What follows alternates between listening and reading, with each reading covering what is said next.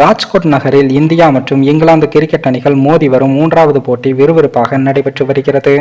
பிப்ரவரி 15ஆம் தேதி துவங்கிய அந்த போட்டியில் டாஸை வென்ற முதலில் பேட்டிங் செய்த இந்தியா கேப்டன் ரோஹித் சர்மா 132 ரன்களும், ரவீந்திர ஜடேஜா 112 ரன்கள் எடுத்த உதவியுடன் 445 ரன்களையும் குவித்தது.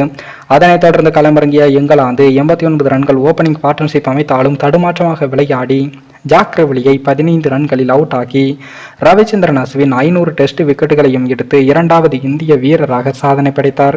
இருப்பினும் மற்றொரு துவக்க வீரர் பென் டக்டக் அவர்கள் அதிரடியாக விளையாடி வேகமாக ரன்களை சேர்த்த நிலையில் எதிர்புறம் 2வது விக்கெட்டுக்கு 93 ரன்கள் பார்ட்னர்ஷிப் அமைத்த ஓலிபோப் அவர்கள் 39 ரன்களில் சிராஜ் வேகத்தில் வீழ்ந்தார்.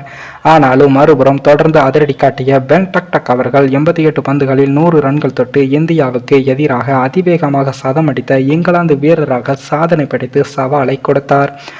அவருக்கு உறுதுணையாக ஜோ ரூட் கை கொடுத்தால் ஒரு கட்டத்தில் 224 2 விக்கெட்டுகள் என்ற வலுவான நிலையில் இருந்த இங்கிலாந்து விளையாடியது. இருப்பினும் 3வது நாள் உணவு இடைவேளைக்கு பின் தீயாக செயல்பட்ட இந்திய பவுலர்களில் பும்ரா வேகத்தில் நட்சத்திர வீரர் ஜோ ரூட் தேவையின்றி ரிவர்ஸ் ஸ்வீப் அடித்து 18 ரன்களில் ஆட்டமிழந்தார். அப்போது வந்த ஜானி பிராட்ஷோவை டக் அவுட் ஆகிய குல்தீப் யாதவ் மறுபுறம் அதிரடியாக விளையாடிய 153 ரன்கள் குவித்த பென் டக்டக்கையும் ஒரு வழியாக காலி செய்தார். அதனால் திடீரென சரிவை சந்தித்த இங்கிலாந்தின் நிதானமாக விளையாட முயற்சித்த கேப்டன் பென் ஸ்டோக் 41 ரன்களில் ரவீந்திர ஜடேஜா சூழலில் சிக்ஸர் அடிக்க முயன்று அவுட் ஆனார்.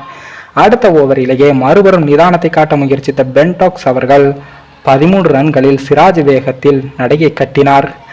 அதே வேகத்தில் அடுத்ததாக வந்த டாம் ஹார்ட்லிக் 9 ரன்களும், ரிஹான் அகமது 6 ரன்கள், ஜேம்ஸ் ஆண்டர்சன் 1 ரன்களில் அவுட் ஆனார்.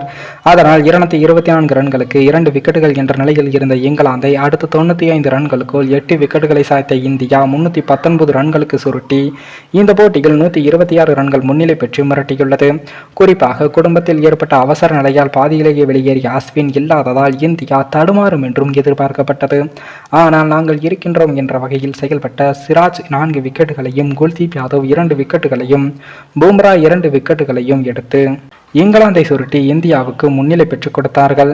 அதைவிட பென் டக்டக் அவர்கள் அதிரடியாக விளையாடியதால் 3வது உணவு இடைவெளியில் இங்கிலாந்து 450 ரன்கள் தாண்டி இந்தியாவை விட முன்னிலை பெற்று என்று முன்னாள் கேப்டன் அலஸ்டர் குக் அவர்கள் அதிரடியான கருத்தை தெரிவித்து இருந்தார். ஆனால் தற்போது இங்கிலாந்தை தேநீர் இடைவெளிக்குள் 400 ரன்களுக்குள் ஆல் அவுட் செய்து உள்ளது இந்தியா.